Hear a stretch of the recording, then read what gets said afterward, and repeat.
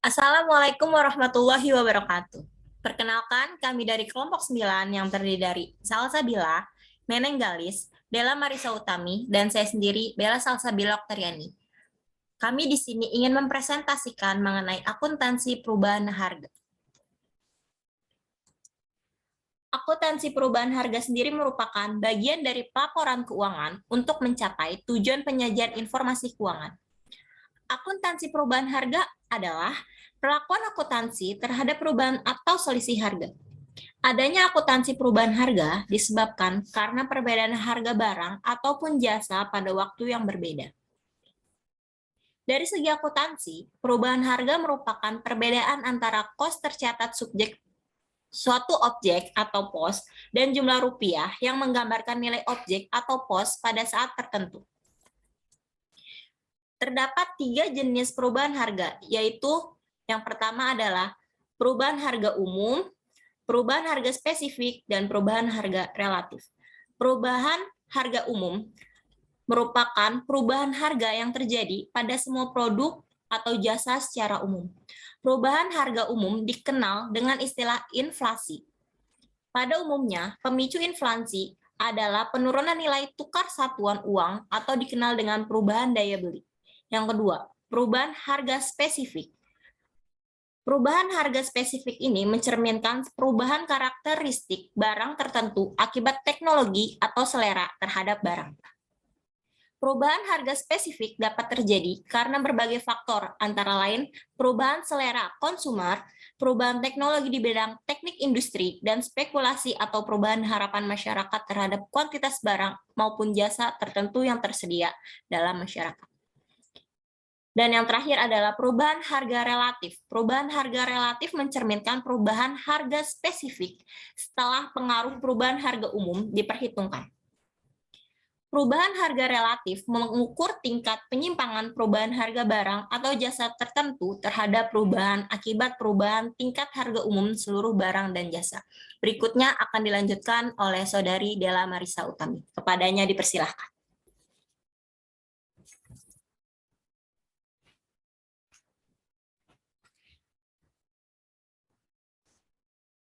Berikutnya ada masalah akuntansi. Masalah akuntansi itu ada 3. Yang pertama ada masalah penilaian, masalah unit pengukur, dan yang ketiga masalah pemertahanan kapital. Perubahan harga menimbulkan masalah bagi akuntansi dalam hal penilaian, unit pengukur, dan pemertahanan kapital. Yang pertama, masalah penilaian itu berkaitan dengan dasar yang harus digunakan untuk mengukur nilai pos pada suatu saat. Nilai aset individual atau spesifik akan berubah kalau dibandingkan dengan aset tertentu yang lain meskipun daya beli uang tidak berubah. Perubahan ini disebabkan oleh penggunaan teknologi yang berbeda atau kemampuan produk baru yang lebih tinggi. Yang kedua ada masalah unit pengukur. Masalah unit pengukur berkaitan dengan perubahan daya beli akibat perubahan tingkat harga umum. Perubahan nilai unit pengukur ini terjadi karena perubahan tingkat harga secara umum dalam ekonomi suatu negara. Artinya, kalau nilai atau manfaat suatu barang tidak berubah, maka jumlah unit moneter yang dapat digunakan untuk memperoleh barang yang sama akan berbeda dari waktu ke waktu, karena daya beli uang berubah. Dan yang ketiga ada masalah pemertahanan kapital. Masalah pemertahanan kapital ini berkaitan dengan pengertian laba sebagai selisih dua kapital yang harus ditentukan jenisnya, finansial atau fisik. Konsep pemertahanan kapital berkaitan dengan pengertian laba. Ada 3 hal yang harus dipertimbangkan dalam mengukur kapital, yaitu dasar penilaian, skala pengukuran, dan jenis kapital.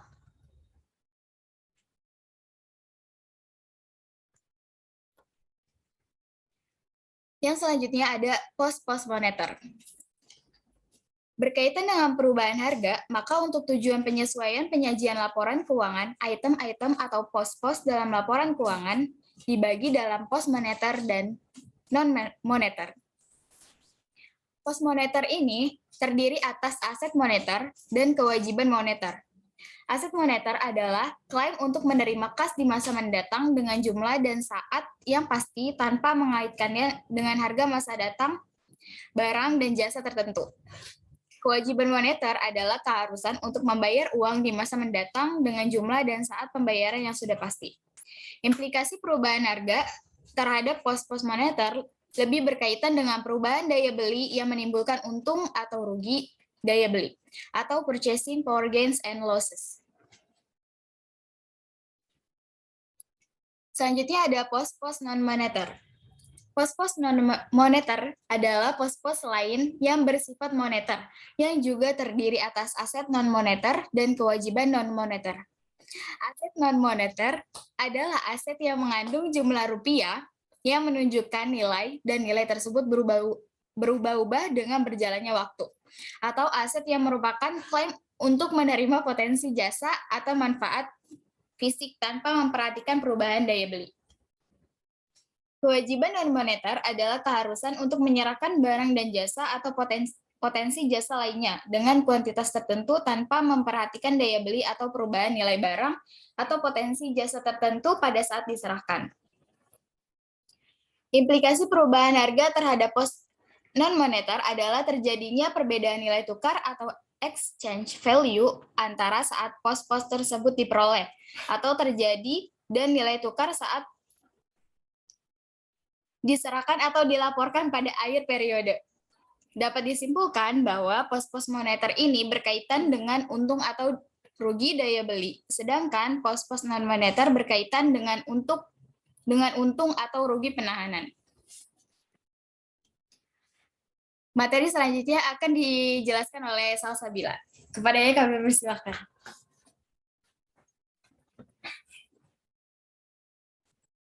Selanjutnya terdapat akuntansi daya beli. Tujuan akuntansi daya beli konstan adalah mempertahankan kapital atas dasar daya beli. Keunggulan dan kelemahan dari akuntansi daya beli konstan. Keunggulan akuntansi daya beli konstan. Yang pertama, akuntansi daya beli konstan menjadikan angka akuntansi lebih bermakna. Yang kedua, pembandingan antar periode akan memberikan informasi yang lebih bermakna daripada perbandingan atas dasar rupiah normal. Yang ketiga, pembandingan data antar perusahaan juga akan menjadi lebih berarti dan informatif. Yang keempat, akuntansi daya beli konstan akan menghasilkan informasi laba atas dasar konsep mempertahankan kapital. Kelima, pejabat pemerintah terbiasa menganalisis data keuangan atas dasar nilai real. Sehingga pelaporan keuangan perusahaan dengan menggunakan rupiah nominal kemungkinan dapat menyebabkan kebijakan pemerintah yang merugikan perusahaan. Keenam, akuntansi daya beli konstan merupakan sarana mengeluarkan pengaruh perubahan harga umum tanpa harus mengubah atau mengganti struktur akuntansi yang sudah berjalan.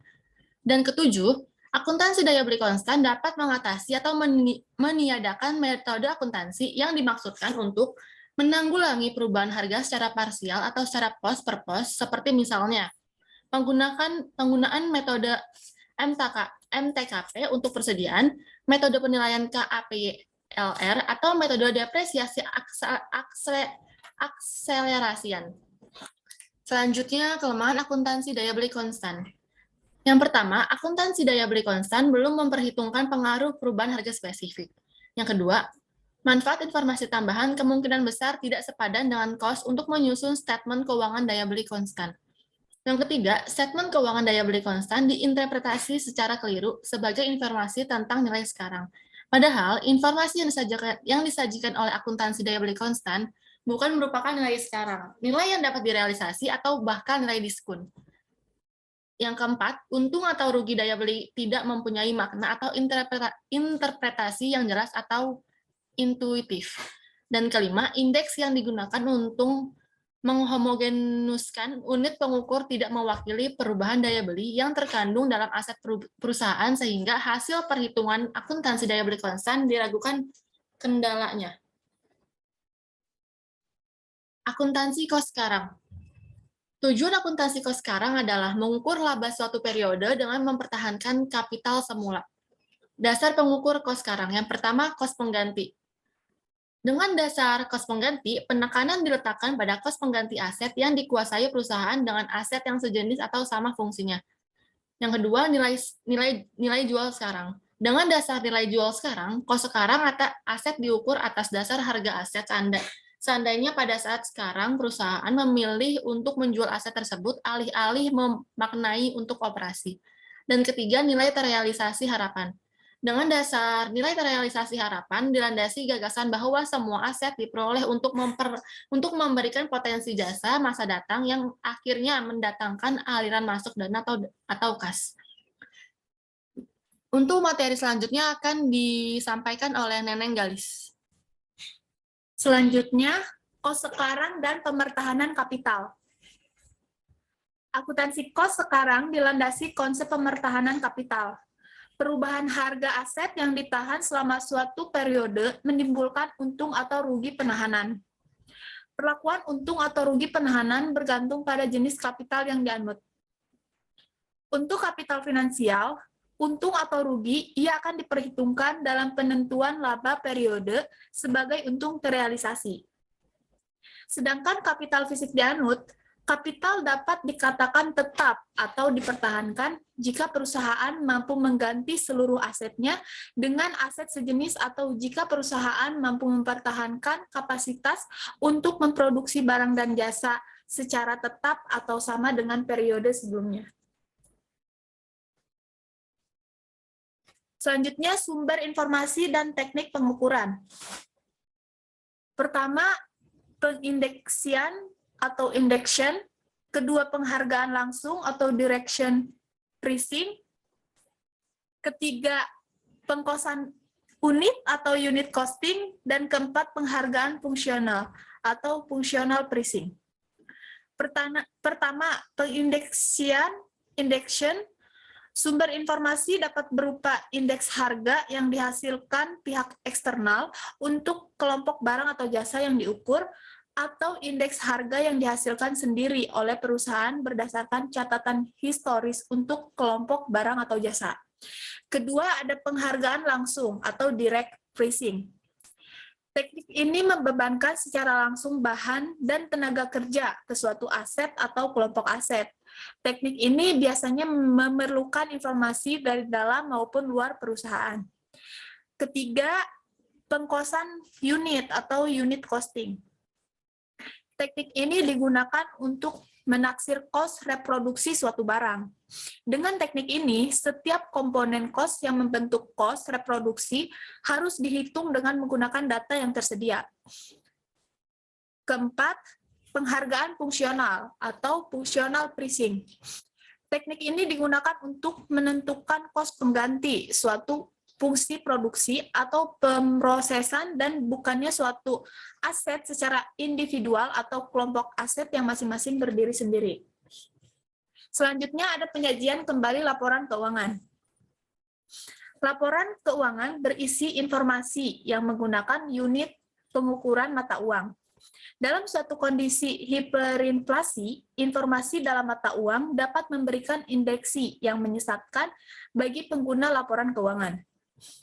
PSAK 63 mensyaratkan agar laporan keuangan, termasuk laporan keuangan konsolidasi suatu perusahaan yang melaporkan pos-pos dalam laporan keuangan dengan pendekatan nilai historis dan nilai wajar, menyajikan kembali pos-pos tersebut dalam unit pengukuran yang berlaku pada akhir periode pelaporan. PSAK 63 juga mensyaratkan agar angka-angka terkait dengan periode sebelumnya dan setiap informasi dalam periode sebelumnya juga disajikan dalam unit pengukuran kini pada tanggal pelaporan atau akhir periode pelaporan. Penyajian kembali laporan keuangan mensyaratkan penggunaan indeks harga umum yang mencerminkan perubahan daya beli umum. Sekian presentasi dari kami, kurang lebihnya mohon maaf. Wassalamualaikum warahmatullahi wabarakatuh.